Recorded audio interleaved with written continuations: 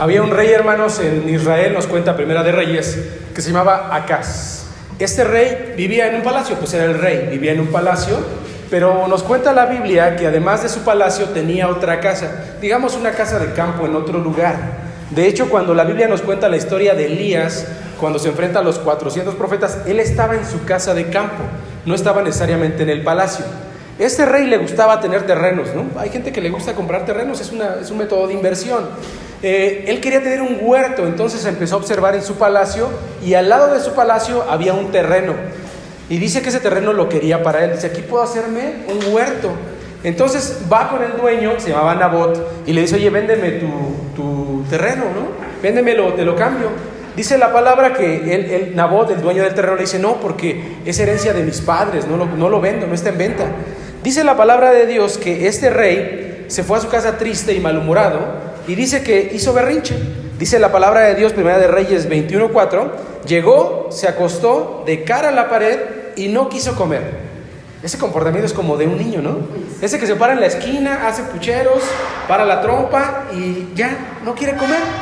Dice que ese fue el comportamiento de este rey, porque no le vendieron su viña. Llega su mujer se llamaba Jezabel, y lo ve haciendo berrinche y le dice, ¿qué te pasa? Le cuenta lo que le pasó, pues es que Nabot no me quiso vender el terreno, y empezó a contar. Dice esta palabra su esposa Jezabel, pero si tú eres el rey, tú eres quien manda. Fíjense, hermanos, que esta historia es interesante porque nos da la idea que todos tenemos, miren, a ver si estamos de acuerdo. En el mundo asumimos en algún momento un rol de liderazgo o un rol de sumisión. Vamos a la escuela desde pequeños y ¿quién es el líder ahí en la escuela? El maestro, estás en el salón de clases, pero arriba del maestro hay alguien más, el director, y arriba del director hay alguien más, ¿no? O sea que si lo vemos como en una escalera, siempre estamos o arriba o abajo. Seguimos caminando por la vida y llegamos al trabajo. Y en el trabajo tenemos patrones, jefes, directores, gerentes. Hay alguien arriba. Y si tenemos a gente a cargo, pues también ahí están. Siempre estamos en una posición de liderazgo o de sumisión. Lo mismo pasa en la familia, o debería de pasar en la familia. ¿Quién manda en la familia, hermanos? No vayan a decir la mamá o el perro, ¿no? O el niño, porque hay familias así. Hermanos, siempre hay una relación. ¿Estamos arriba en una posición o estamos abajo en una posición? Esto pasa siempre, ya sea por niveles de responsabilidad, ya sea por respeto, ya sea por admiración. Hay gente que ve a los artistas en la calle y los trata como con mucha admiración, los pone en una posición muy arriba. Hay gente que sucede de esta manera, ¿no? Pero miren, hermanos, siempre que alguien está en una posición, digamos, de autoridad o de liderazgo, en alguna posición así, es común que abuse de aquellos que están a su mando. ¿Han escuchado de patrones abusivos? ¿Han escuchado de maestros que abusan de sus alumnos? Pasa todo el tiempo.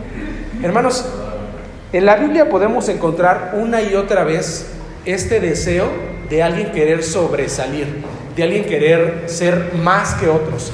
Les voy a dar algunos ejemplos. Cuando estaban construyendo la Torre de Babel, dice la palabra de Dios que las personas que lo estaban haciendo, que eran los descendientes de Noé, dicen esto: vamos a construir una torre que llegue hasta el cielo. De este modo seremos famosos y no tendremos que dispersarnos por toda la tierra. Digamos que ellos estaban buscando fama, ¿no? Hacerse de un nombre, lo dice la Reina Valera, ser famosos. Recuerden ustedes, hermanos, cuando la serpiente estaba con Eva y le dice a Eva, pues si tú comes de este fruto vas a ser como Dios. Dios sabe bien que cuando comas de este fruto vas a saber lo bueno y lo malo y vas a ser como Dios. La mujer vio el fruto del árbol, que era hermoso, y le dieron ganas de comerlo y llegar a tener entendimiento. Digamos que quiso también, dijo, puedo ser igual a Dios, le gustó, le llamó la atención y quiso serlo. Dice la palabra de Dios, recordemos la historia de David, cuando ve a una mujer que le gusta y tomando su posición de liderazgo, pues mata al esposo y toma a la mujer. Hermanos, esto pasa todo el tiempo. Siempre, hermanos, que hay algún rango, ya sea mayor o menor, siempre puede haber algún abuso de alguno de los dos. Y esto pasa todo el tiempo, hermanos. Miren, la Biblia nos explica a nosotros que nuestro comportamiento como cristianos debería ser diferente al que presenta el mundo. ¿Están de acuerdo con eso? La Biblia nos dice, por ejemplo, que cuando alguien te alabe a ti, o sea, alguien diga cosas positivas de ti, es una forma en la que está siendo probado. Proverbios 27:21, al oro y la plata el fuego los prueba, al hombre lo prueban las alabanzas. Porque cuando alguien dice cosas bonitas de ti, pues tú inflas el pecho, así soy yo, ¿no? Es que es común, hermanos, ¿o no se sienten así ustedes? Es común, hermanos. Dice 2 Corintios 10:18, porque no es aprobado el que se alaba a sí mismo, sino el que es alabado por Dios. Hermanos, esto es muy común. Cada uno, Romanos 12:3, cada cual que está entre vosotros no tenga más alto concepto de sí mismo, sino el que debe tener, ¿no? La Biblia nos advierte, hermanos, en todo caso, que nosotros no deberíamos de sentirnos superiores a nadie más, hermanos. Esto ha ocurrido en todas las épocas. Fíjense que cuando había batallas de los romanos, cuando llegaba el general que estaba al mando de la batalla, la historia nos cuenta que se le entregaban dos cosas. Llegaba, se le daba un laurel y se le daba un esclavo. Y el esclavo, la función que tenía era, mientras pasaba por donde estaba la plaza y toda la gente lo alababa, el esclavo tenía que repetirle atrás de él, memón temori, recuerda que eres mortal. O sea, mientras la gente lo alababa, el esclavo iba atrás de esta persona repitiéndole esto, recuerda que eres mortal, para que el ego que pudiera tener ese general en algún momento pudiera ser bajado. Cuando hacen la coronación de los papas, les dicen una palabra en latín, sic transis glory mundo. Esta gloria del mundo es pasajera. O sea, vas a estar en una posición de mucha autoridad, pero recuerda que la gloria de este mundo es pasajera. Una forma, hermanos, pues digamos muy natural, de que cuando a alguien se le empieza a subir, pues lo bajes. Y es que, hermanos, eso nos pasa a todos. Eso nos pasa a todos. Todos estamos en una posición de liderazgo y nos sentimos nos sentimos muy acá, ¿no? Y en ese momento podríamos llegar a abusar de alguien más. Esto es muy normal, hermanos. Existe una palabra justamente que aclara cómo debe ser el comportamiento cristiano en este sentido. Esta palabra es deferencia. ¿Alguien había escuchado esta palabra? Deferencia. No diferencia, deferencia. Deferencia significa un trato amable, un trato cortés, un trato digno con aquellos que tienes bajo tu cargo. Deferencia. ¿Sí queda claro lo que es esta palabra? Es tratar bien a los demás que confían en ti, que esperan algo de ti. Sean tus empleados, sean tus alumnos, sean tus hijos, sean cualquier persona que, digamos, responde directamente a ti. Esa es la palabra deferencia. De hecho, en una versión de la Biblia, en la versión hispanoamericana, utiliza esta palabra. Dice, traten a todos con deferencia, amen a los hermanos, teman a Dios, respeten al jefe del Estado. Segunda de Pedro 2:17. Esto es deferencia. Hermanos, nosotros como hijos de Dios debemos tener un comportamiento amable. ¿Están de acuerdo con eso? ¿Sí? Bondadoso, buena onda, alegres. Inclusive la Biblia dice alegres. Alégrate en el Señor. Otra vez te repito, alegra, gózate en el Señor. Dice, por ejemplo, Filipenses 4:5, que todos los conozcan a ustedes como personas bondadosos. Por lo tanto, como escogidos de Dios, santos y amados, revístanse de afecto entrañable con bondad, humildad, amabilidad y paciencia. Colosenses 3:12. Miren, hermanos, ¿por qué mencionamos toda esta idea? En el hogar pudiera, yo les pregunto, hermanos, en el hogar, en la casa, ¿pudiera haber estos rangos? ¿En algún momento alguien asume posiciones de liderazgo y alguien posiciones de sumisión? ¿Sí o no, hermanos? Sí. ¿En qué momento, por ejemplo, alguien asume una posición de liderazgo? En la casa, estamos pensando en el hogar. ¿En qué momento? ¿Todos viven en una casa, hermanos, o no? ¿O nos da pena decirlo? No, hermanos, esto es algo natural. Es algo... Cuando se toman decisiones. ¿Ok? Cuando se toman decisiones, alguien regularmente toma la posición de liderazgo, ¿no? Yo he notado mucho, hermanos, que hay personas que consultan para todo, digo personas hombres porque yo platico mucho con hombres, que consultan mucho a su mujer para tomar decisiones. Tengo un vecino, hermanos, que siempre que hay juntas, siempre su mujer está enfrente y él está detrás de su mujer. Y siempre que hay una decisión le preguntan, ¿cómo ves? ¿Cómo ves? En vez de que él tome la decisión, consulta a su mujer para tomar una decisión. Y regularmente se hace lo que ella dice, ¿no? Eso es muy común. Alguien asume la posición de liderazgo y alguien la de sumisión. ¿En qué otros momentos puede suceder esto, hermanos? Cuando hay un conflicto, cuando hay un problema, alguien asume regularmente la posición. Cuando hay una crisis, hermanos, regularmente hay quien se desvanece, quien por el mismo problema no puede tomar decisiones y alguien tiene que asumir esa posición de liderazgo. Por eso, hermanos, estamos hablando de esto, ¿no? Inclusive en algunas familias, hermanos, no sé si se ha notado, quien toma decisión son los niños. ¿Les ha tocado ver eso? Son los niños. Oye, ¿les sirven de comer a los niños? No, yo no quiero comer esto. Y ellos deciden.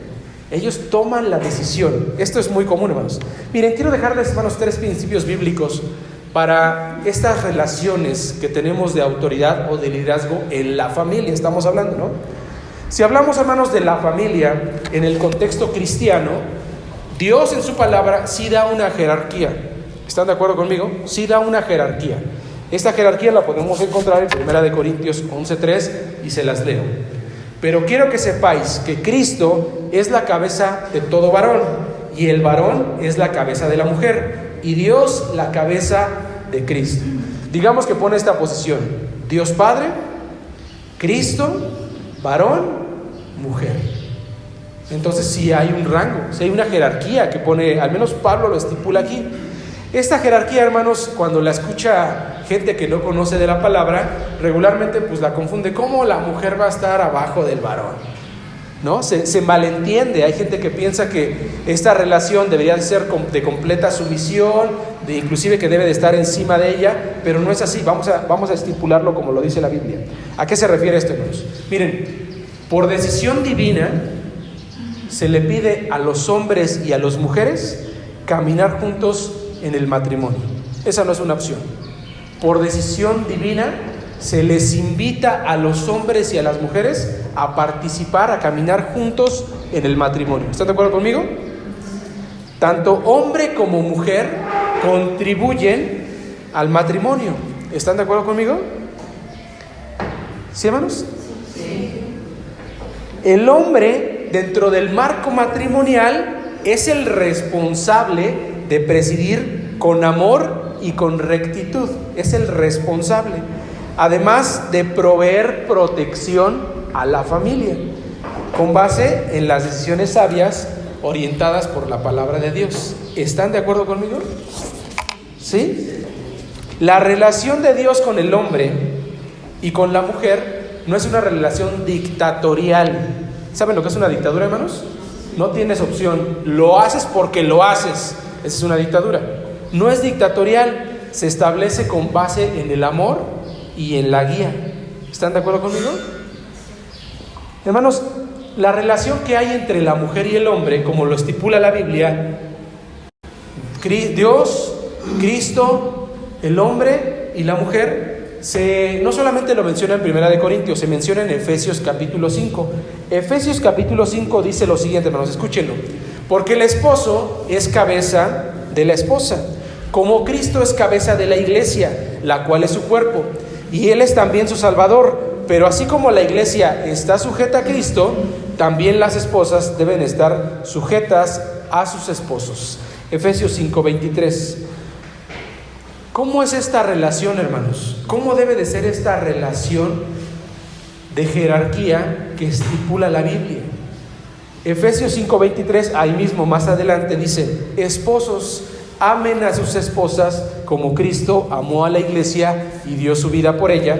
Efesios 5:25. Una de las maneras, hermanos, en la que debemos de establecer esta relación de jerarquía, dice que es a través del amor. Un varón debe de estar dispuesto a dar la vida por su mujer. Esa es la relación que establece la Biblia. Un varón debe estar dispuesto a dar la vida por su mujer. El otro día, hermanos, hicieron un experimento social ahí y subieron un video. Le preguntaban a las mujeres: Si viniera la muerte, primero las mujeres y luego los hombres. Las mujeres, si viniera la muerte el día de hoy y tuvieran que tomar una vida en tu casa, ¿cuál vida sería si tuvieras la capacidad de decidir? ¿La tuya o la de tu esposo? La mayoría de las mujeres, ¿qué creen que contestaron? La del esposo. Eso contestaron. Y de hecho el video así está, todas contestaron el esposo. Después fueron con los hombres. Le hicieron la misma pregunta. ¿Qué creen que contestaron los hombres? La mía. Que tomen mi vida en vez de la de mi mujer. Fíjense, hermanos, qué interesante, porque es un aspecto natural. Yo creo que ya venimos con eso precargado en nuestro sistema, hermanos. El hombre se encarga de defender, proteger a su familia, y es un mandato divino. Dice la palabra de Dios, así como Cristo amó a la iglesia y dio su vida por ella, es una de las maneras en que el hombre debe estar dispuesto a dar la vida por su mujer. Y eso es algo natural. Más adelante dice otra cosa, versículo 26. Esto lo hizo para santificarlo, purificándolo con el baño de agua acompañado de la palabra. Fíjense que una de las maneras, hermanos, que también estipula la Biblia que debe de tener esta relación de jerarquía, siempre acompañada con la palabra de Dios. O sea, un hombre que asume liderazgo en su casa la va a tomar asumiendo como guía y como base la palabra de Dios. Si alguien, hermanos, vamos a pensar que un varón da un mandato que se aleja de la palabra de Dios, ¿qué creen ustedes que deberíamos de hacer? ¿Debería hacer la familia? ¿Seguirlo o no seguirlo? ¿Qué opinan ustedes, hermanos? Veo algunos que hacen sí. Comprométanse, hermanos, ¿sí o no? ¿Qué dicen? La hermana dice que no. No. Lanzo la pregunta otra vez. Imaginemos, hermanos, en esta jerarquía que pone la palabra de Dios, que el varón pone a la familia por sus decisiones en una circunstancia que no está guiada por lo que enseña la palabra de Dios, que no está guiada. ¿Ustedes consideran como mujeres o como varones que se debe de seguir esa enseñanza alejado de lo que enseña la palabra de Dios? ¿Sí o no? No. Solo las mujeres contestan, hermanos. No sé si se dan cuenta. Ahí el pastor dice que no. ¿Qué opinan los demás, hermanos? No. ¿Por qué? Si no está guiada por Dios, nosotros tendemos a equivocarnos y a agravar las cosas. No está guiada por Dios, dice, que cometemos errores como humanos, entonces podemos cometer un error. ¿Por qué más no? Va en contra de lo que Dios está estableciendo, está mandando. Ok, va en contra de lo que Dios enseña. Fíjense, hermanos, que esto es interesante porque esto ocurre en las familias, Esto ocurre mucho en las familias. Pablo aconseja bastante acerca de los esposos y de las esposas. Dice, por ejemplo, a las esposas, mira, si tú crees, tu esposa crees, pero tu esposo no cree, tú continúa. No sabes si en algún momento tu esposo va a venir al camino y va a ser santificado por tu comportamiento y tu relación con Dios. Tú continúa. Pero, hermanos, también dice la palabra de Dios cuando están hablando los discípulos, ¿a quién le haremos caso? ¿A Dios o a los hombres? Y ellos mismos se responden diciendo que van a hacerle caso siempre a lo que enseña Dios. Hermanos, hay sabiduría ahí. Una de las maneras en las que el varón debe de guiar a la familia es a través, como bien lo enseña la palabra, acompañado siempre de la palabra de Dios. Cualquier otra cosa, hermanos, que vaya en contra de eso puede traer mucha maldición a la familia, muchas malas decisiones. Versículo 27. Para presentarla a sí mismo como una iglesia gloriosa, sin mancha, ni arruga, ni nada parecido, sino santa y perfecta. Fíjense que una de las responsabilidades de esta relación de jerarquía que pone Dios, trae responsabilidad al varón para que su pareja, para que su esposa vaya guiada hacia la perfección y la santidad. Dice un dicho mundano, la mujer es el reflejo del varón. Si el varón es un varón agachón, falto de decisión, la mujer va a ser igual. Eso dice un dicho popular. Si el varón es centrón, tiene liderazgo, asume, su mujer va a ser así. Dice la palabra de Dios que como varones tenemos la responsabilidad de presentar o de invitar o de guiar a nuestras mujeres para que vayan hacia un camino de santidad y de perfección, hermanos. Esa es nuestra responsabilidad.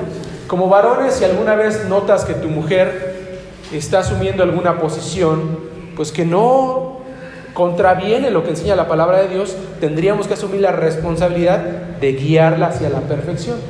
Aquí el pastor seguido nos dice en las prédicas que la mujer tiene cierta característica. Por ejemplo, que la mujer es trabajadora, ¿no? Nos ha dicho aquí, ¿no? Porque en el mundo, hermanos, se cree que la mujer es de casa y no debe de trabajar, pero no es así.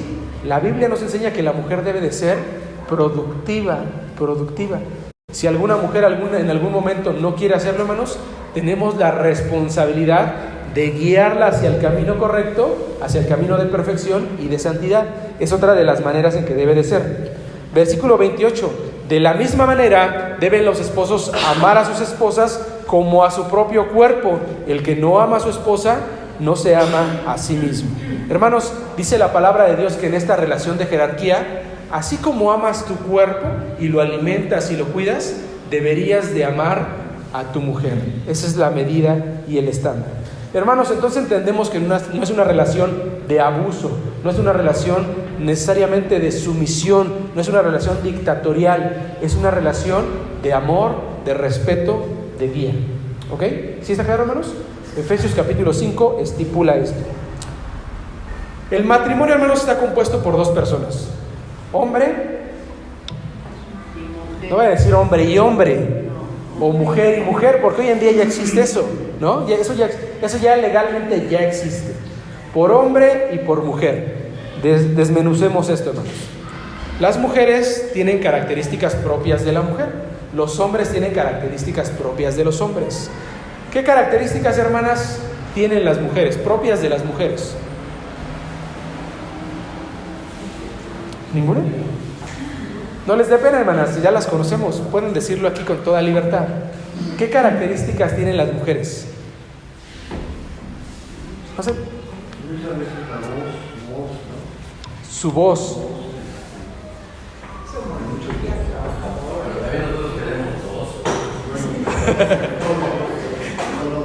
El tono de voz. Ok, las mujeres. Hermana, decía. Ok, yo creo que son más organizadas. Ok, podemos mencionar de ahí entonces que son más sensibles. Podemos mencionar que son más trabajadoras, más organizadas. Ahora sí, ya todas dicen que sí. Sí, cierto, Sí, cierto, hermano. No, es que es verdad, hermanos. Es propio de la naturaleza de la mujer, ¿no? Hay algunas excepciones, pero bueno, es propio de la naturaleza. Varones, ¿qué características tenemos nosotros? La fuerza, ¿ok? Si alguien tiene que chambear en la casa, va a ser el varón. Se descompuso el foco, cámbialo, el varón, ¿no? Bueno, cuestiones como esas. ¿Qué más? La decisión. Regularmente el hombre es quien debe de asumir la toma de decisiones, acompañado siempre, como lo menciona la palabra, de la guía del Espíritu. ¿Qué más? Voz de mando.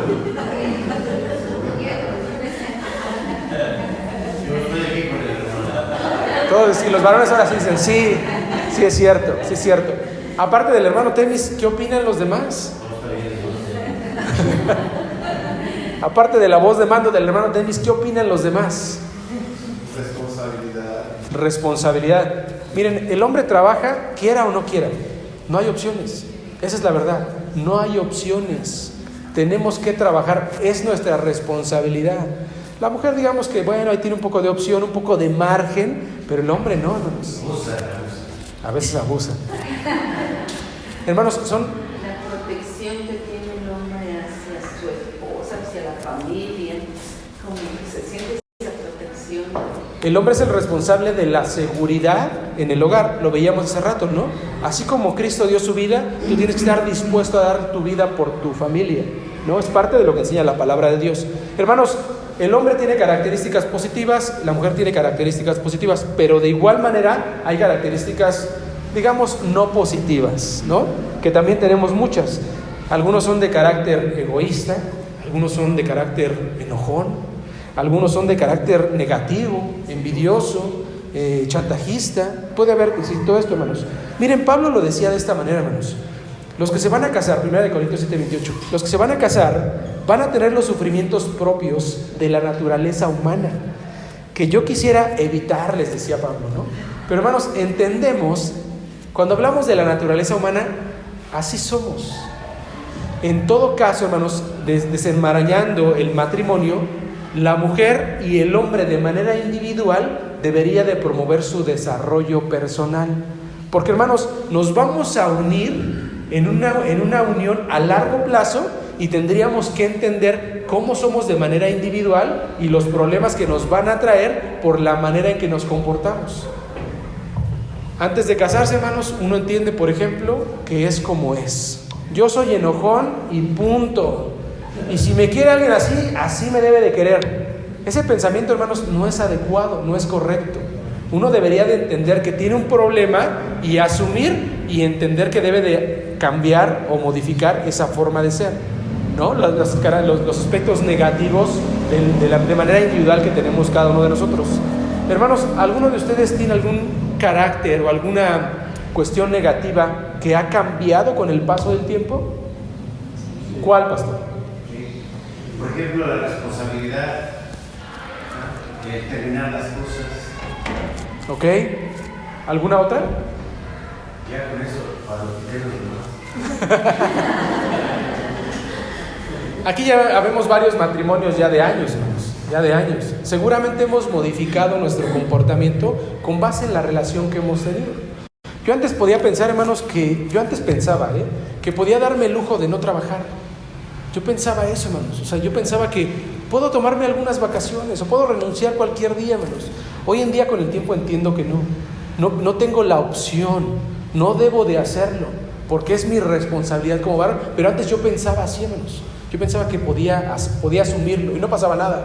Pero yo creo, hermanos, que todos hemos cambiado nuestro carácter. Y es parte, hermanos, si la Biblia dice que esta naturaleza humana va a traer sufrimientos, en la medida de lo posible, cuando hablamos de la unión, deberíamos de promover el cambio para que estos sentimientos propios de la naturaleza humana no impacten tanto en la relación del matrimonio. Si alguien piensa que es como es y no debe de cambiar, no es un pensamiento que vaya acompañado por la palabra de Dios. Hermanos, todos podemos cambiar nuestro comportamiento, todos podemos mejorar nuestra forma de ser, y la Biblia nos invita a que sea de esa manera. Dice, por ejemplo, Jueces capítulo 13, Proverbios capítulo 20, Isaías capítulo 5, Daniel capítulo 1, aléjate de las bebidas fuertes. Si alguien tiene un problema, por ejemplo, de alcohol, cuando se une al matrimonio, eso debería de empezar a modificarse. Dice, por ejemplo, Proverbios 23, nos da recomendaciones para alejarnos de la glotonería y de la ociosidad. Dice, por ejemplo, otro pasaje, porque comprados sois con precio, glorificad a Dios en vuestro cuerpo, en vuestro espíritu, porque ustedes son de Dios. Hermanos, tendríamos que cambiar nuestro comportamiento para que cuando nos unamos en la relación del matrimonio, podamos llegar de la mejor manera, de la manera más positiva. Una tercera cosa, hermanos, ¿hay alguien aquí que se ofenda rápido? O sea, que rápido se prenda y se le active la mecha muy rápido. Yo cuando voy manejando, hermanos, sí me pasa, se me cierra un carro y luego me enciendo. Me enciendo, le pito y le aviento las luces, me enciendo muy... En ese momento, yo sí entiendo que me pasa muy rápido.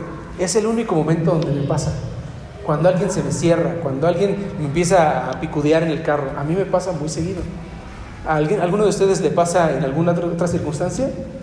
Que sea de mecha corta, cuando les dicen algo, cuando se meten con sus hijos. Ahí sí, con lo que quieras menos con mis hijos, ¿no? Ahí somos de mecha corta. Hermanos, miren, fíjense que una de las características que dice la palabra de Dios es que es honra pasar por alto la ofensa. Es honra delante de Dios pasar por alto la ofensa. Eso lo dice Proverbios 19:11.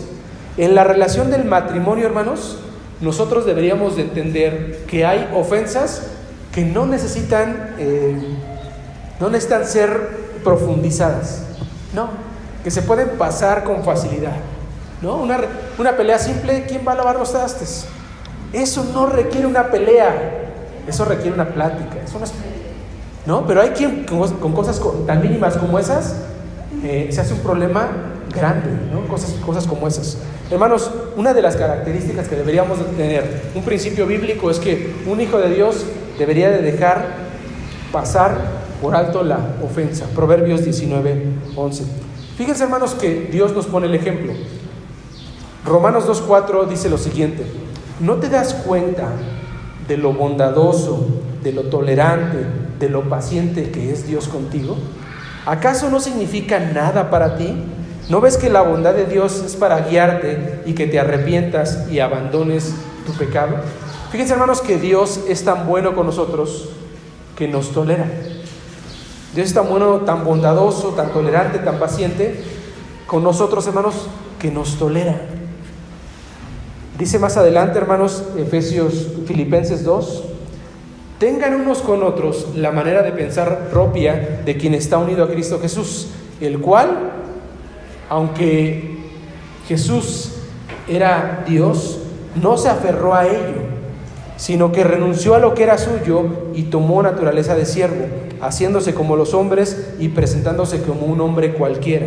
Se humilló a sí mismo, haciéndose obediente hasta la muerte en la cruz. Hermanos, Dios nos da el ejemplo de cómo deberíamos de ser con las otras personas cuando asumimos un rol de liderazgo.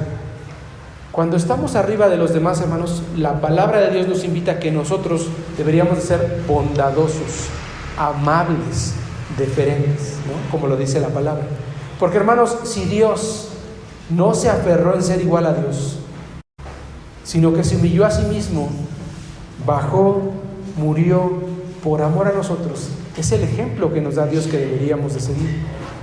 Hermanos, si en algún momento en la familia tenemos que asumir este rol de liderazgo, esta jerarquía que el Señor manda, hermanos, hagámoslo con amor, como nos enseña la palabra de Dios, con amor, con bondad, con paciencia.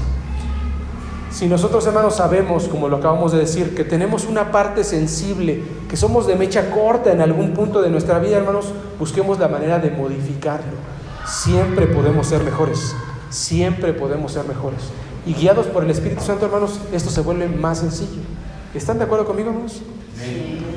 Es un principio, hermanos, que la Biblia nos enseña y que deberíamos de seguir. Yo les voy a invitar, hermanos, a que se pongan de pie. Pásame la guitarra.